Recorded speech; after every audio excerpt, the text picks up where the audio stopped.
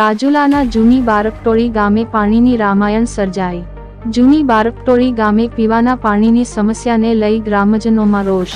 જૂની બારકટોળી ગામમાં છેલ્લા ઘણા સમયથી નિયમિત પાણી નહીં આવતા મુશ્કેલીઓ સર્જાઈ। પીવાના પાણી માટે લોકો વલખા મારી રહ્યા છે। ગ્રામ પંચાયતની ટર્મ પૂર્ણ થયેલ હોય, વહીવટદાર તલાટી મંત્રી ધ્યાન ન આવતા હોવાની રાવ।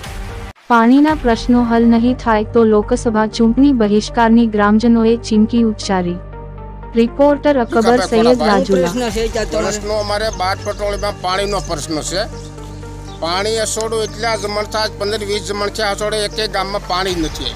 તમારા ગામમાં સરપંચ કોણ છે? સરપંચ અટાણે કોઈ નથી। ગ્રામ પંચાયતમાં મેં હતા। ગ્રામ પંચાયત અમારે પૂરી થઈ ગઈ, 20 વર્ષ થવા આવ્યા।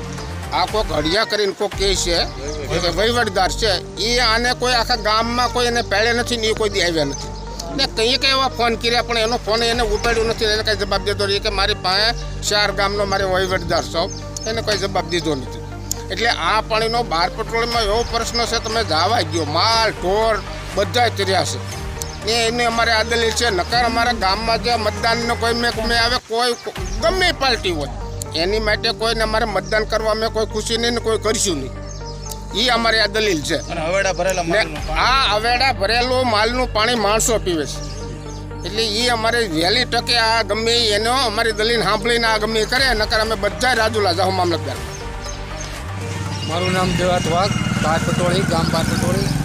અમારે જૂની બારકટોળી અને નવી બારકટોળી પીવાના પાણીનો છેલ્લા 1-8 મહિનાથી એવો પ્રશ્ન છે કે નર્મદાનું જે પાઇપલાઇનથી જે પાણી આવે છે, અમારે એ પાઇપલાઇનથી પાણી નર્મદાની ટાંકી ભરવામાં નથી આવતી, જેથી અમારા ગામમાં પીવાના પાણીનો વિકટ પ્રશ્ન ઊભો થયો છે। ઉનાળો હોય ત્યારે હાલી રહ્યો હોય તો એક અમારો બીજો મુદ્દો એવો પણ હતો કે ભાઈ અમને ઉકડિયાનું અમારું જે મેન તળાવ છે અમારા ગામનું, એ ભરી દેવાની વાત હતી દિવસ પહેલાં। બધા નેતાઓ આવતા જ્યારે પ્રસારમાં ત્યારે એવું કહેતા કે અમે ભરી દઈશું, આજ દિન સુધી ભરાણું નથી અને પીવાના પાણી માટે પણ પાણી જે આપવું જોઈએ અમારા ગામને મળતું નથી, જેના લીધે અમારા ગામના મજૂર માણસોને 500 રૂપિયા દઈને ટાંકા મગાવવા પડે છે।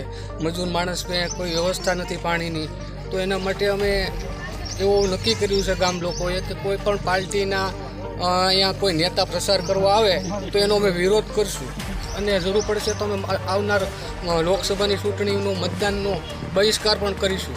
એટલે અમારા ગામમાં કોઈ પણ પાર્ટીના નેતાઓને આવવું હોય તો અમારા આ પ્રશ્નને સોલ્વ કરવો પડશે, નહીંતર અમારા ગામમાં પ્રવેશ કરવા દેવામાં આવશે નહીં। અને આગામી દિવસોમાં હજી જો અમારા અઠવાડિયામાં પ્રશ્ન નહીં સોલ્વ થાય તો અમે ગ્રામજનો રસ્તા રોકો આંદોલન કરવું પડશે કે જે કાંઈ કરવું પડશે એ કરીશું। એટલે જેમ બને એમ અમારું પ્રશ્ન આ સોલ્વ થાય એવી અમારી ગ્રામ લોકો તરફથી મારી એક વિનંતી છે।